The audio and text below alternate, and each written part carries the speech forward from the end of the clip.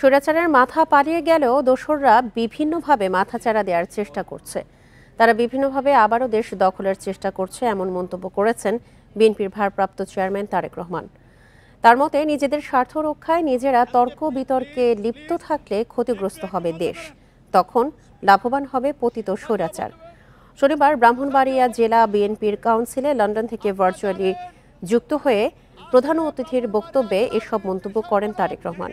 বলেন, স্বৈরাচারদের দোসররা বিভিন্ন ইস্যু সামনে এনে দেশকে অস্থিতিশীল করার চক্রান্ত করে যাচ্ছে। তাদের বিরুদ্ধে সবাইকে ঐক্যবদ্ধ থাকার আহ্বান জানান তিনি।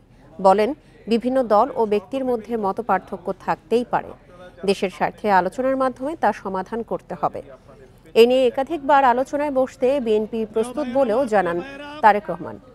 জনগণের আস্থা ধরে রাখতে নেতাকর্মীদের আরও সতর্কভাবে চলার আহ্বানও জানান বিএনপির ভারপ্রাপ্ত চেয়ারম্যান।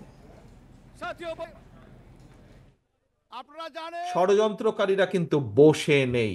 বিভিন্ন দাবি দাওয়ার উছিলায় বিভিন্নভাবে বিভিন্ন রকম ষড়যন্ত্রের মাধ্যমে তারা তাদের ষড়যন্ত্র অব্যাহত রেখেছে।